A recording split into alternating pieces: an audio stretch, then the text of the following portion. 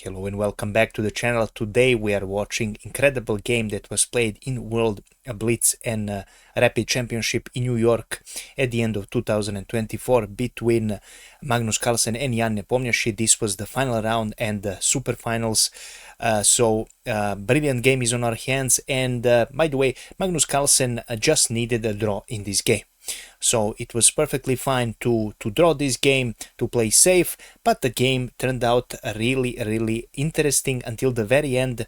Magnus Carlsen had a brilliant attack, and it was almost like Black was losing. Just one move was left, and that move Magnus Carlsen couldn't spot, or he was too sure that he was winning, and the game fumbled from Magnus Carlsen. Really interesting game is on our hands, so without further ado, we will go straight into it. Magnus opens with e4, we have e6, Jan goes for French, we have d5, knight to c3 and knight to f6. After e5 we are in classical Steinitz variation. Knight f to d7, we have knight c goes on e2. We have c5, we have c3, so it's like almost an advanced variation, not almost, but it is, because this knight will go here, and the game will continue as usual in French defense. We have a3 just to stop any kind of knight to b4 moves later, and also stop any kind of pawn storms here. Important move, because when this white bishop develops, you want to stop this knight from jumping here, and also knight to a5, knight to c4 is no longer a big deal. We have a5 for black, knight goes on f3, we have a4 for black. Jan now gets even more advantage, but usually in French defense, yes, this knight can jump, they can jump to b3, they can jump to c4, but it's not that dangerous, because white will usually have a nice counterplay on the king side here, if black decides to castle king side. Game continued with h4 for Magnus, so Magnus immediately counter attacks against this black king and asks black, what will you do, where will you castle, if you will castle. Knight goes on b6 for black, knight goes on f4 for Magnus, we have knight to a5 for Jan Nepomniachtchi, and rook goes on b1 simply to prevent this knight to b3 move. You don't need to move your rook after this move. Bishop to d7, as I mentioned, knight to b3 is a possibility, yes, but black can save his bishop, he can give up this bishop. After knight to b3 there is nothing else here you can do with this knight, so this is perfectly safe. We have bishop d3 developing move for Magnus, h6 for black, simply trying to stop knight g5 ideas, and Magnus now castles here. It is perfectly fine to castle here for white. White usually in these kind of French structures goes for this, and then he goes king h1, rook g1, and then he pushes the pawns. We have queen to c7 for black, rook goes on e1 for Magnus, and knight b goes on c4. So now Jan shuffles this knight, puts him here. This knight has a really nice square. For now nothing is threatened here, so you can ignore this knight, at least for now. Knight goes on h5 for Magnus Carlsen.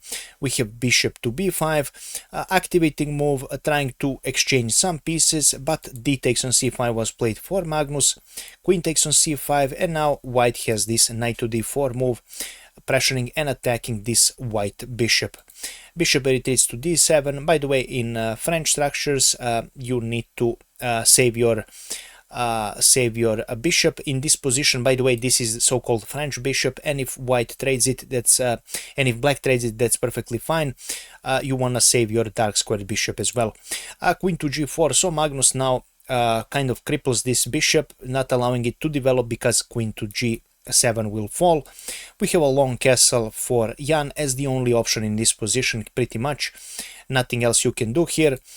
Queen goes on f4 for Magnus. By the way, after long castle you probably noticed that this can be taken, yes, but Magnus was probably thinking that after this move you can also pick up this pawn as well, but this would potentially allow some counterplay on the g file.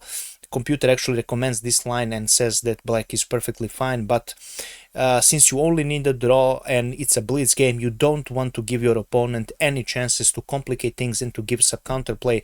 You can play safely and just enjoy a stable position with queen to f4, which happened in the game. Queen to e7 was played for Magnus. We have a b3. Now Magnus wants to open his b file and also expose this king. We have a takes on b3, we have knight picking up on b3, knight takes and rook takes, and finally Magnus can now think about going for this black king. Bishop goes on c6 with the idea to protect this pawn. We have bishop to e3 for Magnus Carlsen. Right now, again, aiming at this king, also preparing maybe to invade on these dark squares.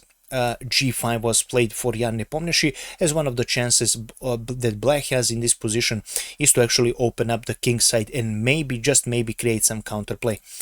For now, Magnus ignores this and plays queen to d4. Yes, you can take this pawn, that's perfectly fine.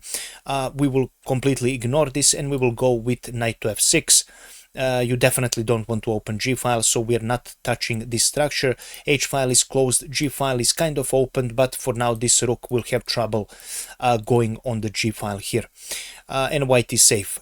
So this is actually what happened in the game, how Magnus played. We have a bishop to G7, we have a rook e to b1. Now finally Magnus prepares to pressure this pawn.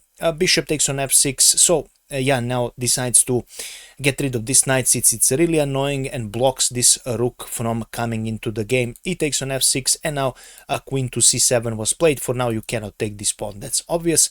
And we have a queen to a7 on the board played for Magnus, which is actually the first move in the wrong direction. And I know what you're thinking, how can this be wrong? There is nothing here he can do. But actually, after queen to c7, the best way for Magnus in order to have a stable position was to actually play a bishop to f4. And I'm sure Magnus was thinking about it. I believe he also mentioned in the press conference here. After bishop to f4, now this is actually not a fork, because now queen to a7 is what follows. And now you have to play a move like b6 to offer a queen trade. And now white can continue with queen to a6, let's say bishop b7, queen to a7, and simply to hold a draw. By the way, after bishop f4, e5, and queen to a7, if you decide to take this bishop, this is completely wrong, by the way. Now bishop f5 is what opens up this long diagonal, and now after rook to d7, pretty much the only move, we continue by taking your rook. And after king takes, after bishop d7, king takes is the best. After queen takes, this allows queen to a8 check, and now allows this move, and you are pretty much done. So after king takes on d7, we have rook picking up on b7, bishop takes on b7, rook takes, and after rook to c8, rook takes on c7, rook takes, and queen to d4, with better chances and a better winning chances for white, since white has the material advantage here. And this is how this would end if after queen to a7 you went bishop f4. But after queen to c7, Magnus actually went with queen to a7, which is a slight mistake. The game is still, of course, not over.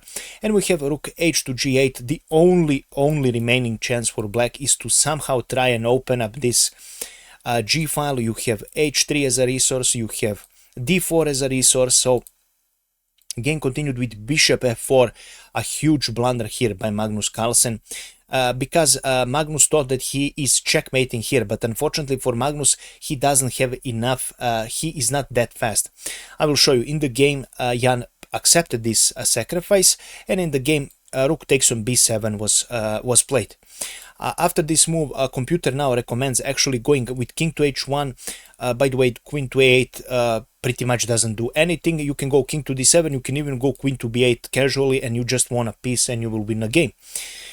So Magnus thought that he was winning because after queen takes on f4, he thought that after rook takes on b7, the position is collapsing here for white, and it looks like it. You are just checkmating on the next move. What will you do?